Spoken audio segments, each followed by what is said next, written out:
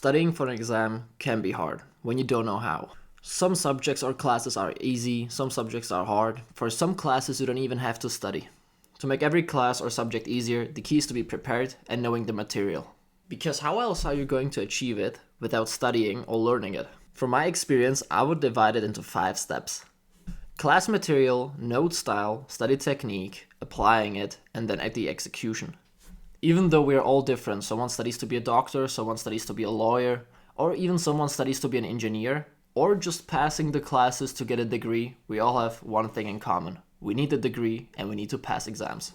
For every situation you have a different style, method or technique, or even different time. If you waited too long, you pull all-nighters. If you were prepared and started early, you just revise 2 days or 1 day before the exam comes. But let's get to my 5 points and let's begin with the class material. It's very important, you need material to study from. If you have something like an online book, online course, or material just online that your teacher or professor uploads online, you're good. You don't have to attend the classes. If not, it's better to attend the classes. I know you can still count on your friend or someone you know to pass you the notes or any material, but there are some things you have to take into account. The material or notes can be unreadable, he or she forgot to take them, he or she did not take the notes of the main parts or skipped some parts, or they don't want to share them with you. I mean, if you have some good friends, the problem is solved, but you gotta still count on them to take all the notes. So it's better to attend the class, and you can also take something from the classes while the teacher speaks. So you don't have to count only on the notes,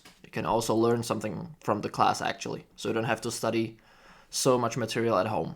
There's a big benefit from actually attending the classes because you can see what the professor is focusing on, and because of that you can easily tell what is going to be on the exam or on the test, because what he focuses the most on will probably be in it. So attend the classes, you will learn something from it, don't skip them because it's a big trend to skip them.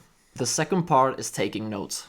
Taking notes the right way is actually something that is very overlooked, because that's actually the key point to have a comfortable study experience. If you have time, take them structured. You can leave some open spaces for questions, unanswered questions, or even some more details. If you have study materials online that your professor uploads, or you have a study guide or something, you're good. I mean, you can take your notes from home, but if you take from notes, for example, in your classes, or even at home, you want to make them structured, I will leave some examples here, like 3 or 2 examples how I take notes, with open spaces, columns, and that stuff. Also, don't forget to simplify your notes, because that will actually help you to understand the material better and to highlight them, for example, green, purple, or blue. Because when you highlight something, that will actually help you to memorize it better, because you will, for example, how I do it, I underline the main topics purple, then the little topics green, and then the extra topics either orange or blue. Section number 3, study technique and study methods. If you have the material and everything ready, now it's the time to actually study. But for everyone works something else, because someone is studying to be a doctor, someone is studying to be a lawyer, someone is, for example, an engineer, someone studies mathematics, economics, I don't know, English. Everybody has it a little bit different. But choosing the right study technique is going to boost your speed on how you study, like, for example, at 200 or 100%. There are a lot of study techniques out there, but I'm just going to tell you the study techniques that I have used, and that helped me to study way faster than my friends, for example. The study technique that I use, and I use it every day, I use it for every exam, every subject, every class, and since I was even little, is the Feynman technique. In my opinion, it's absolutely goated. It works 100%, and it's basically that you imagine that you're a teacher and you're explaining it to someone else. For example, you have a topic from a class, for example, I don't know, biology. You study the topic, you try to remember it, and as you remember it, you just imagine how you would explain it to a little child. So for example, you study the whole side or the whole slide, then you close it, then you just say what you remember, and you're imagining it that you're explaining it to a little child, parent, or friend. It might sound actually a little bit weird, but when you think about it, people often tend to explain things to others, and we actually like it to explain something. We like to teach someone something, because that's what we do. When someone doesn't know anything or something, we explain it to them and we feel good about ourselves. I don't know how about you, but I teach people like every day and I feel good about teaching. So this method works for me 100% every day, anytime. Just long story short, learn the material, try to remember it, and as you remember it, as you speak it, as you repeat it for yourself, just imagine that you're talking to a little child and you're trying to explain it. And when you use simple terms, you will realize that you understand it even deeper and better. Because when you can make from something difficult something easy, that's a sign that you understand it very well. So if I'm in technique, best technique I've ever used. SQ3R or SQ3R, SQ3, I don't know how to pronounce it, everybody pronounces it different, but SQ3R. In other words, survey, questions, read, recite, and review. This order is actually how you should do it. Again, long story short, I could tell you something like, I don't know, like a 10-minute speech about it, but I'm just gonna make it short. Just imagine you open a book, you open a material, and you just read through it, all right? You look at the topics, you look at the interesting stuff that you're gonna learn, and you create some questions how you read it, all right? You just look at it and say, okay, what's this? Can I find an answer for this topic, or for this question? You just create questions for yourself.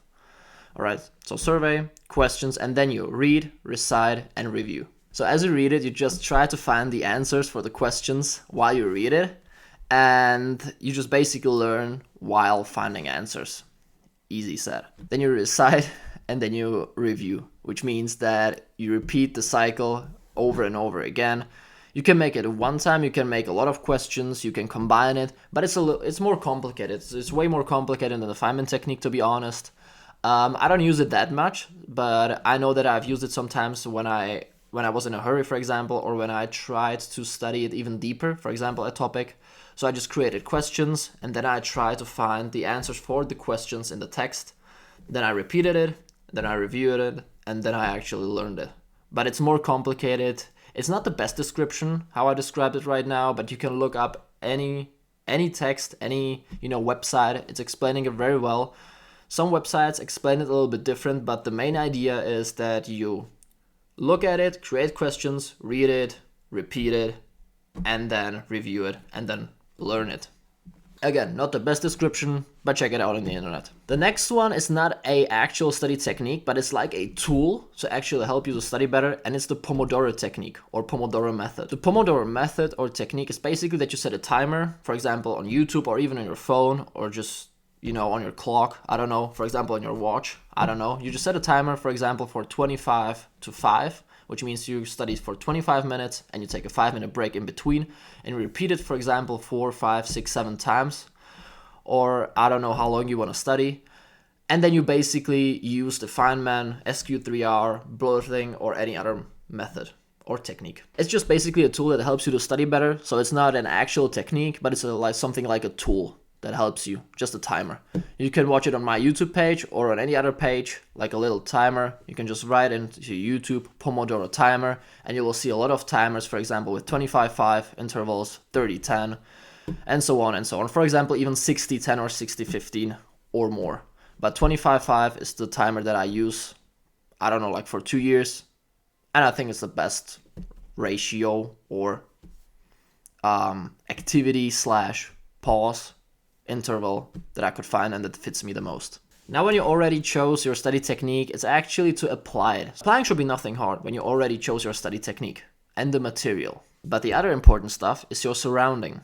Just ask yourself these questions. Is my space quiet? Can I be focused here? Do I have all the material that I need? How long can I study, or how much time do I have till my exam comes up? If you secure all of these points and you have answers for all of these questions, you're good to go, because I don't think there's nothing more to make sure about.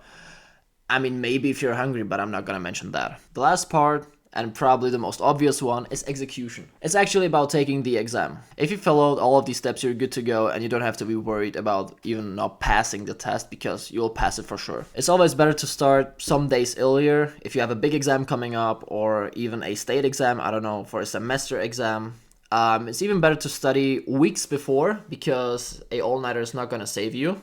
From my experience, it's not. Maybe if you're crazy, if you pull, for example, like a 12-hour all-nighter shift, you could do it. But if you have, for example, math or physics or something, it's maybe impossible. But let me know in the comments if someone actually did it, because I'm pretty curious if somebody pulled an all-nighter, for example, for a big math exam and passed. So let me know in the comments. But yeah, for something smaller, you can always start the night before for a mini test, or we call it a mini test. You can actually study the night before or the evening before, and you should be good to go. But for something bigger, always start a couple days before it, or even weeks.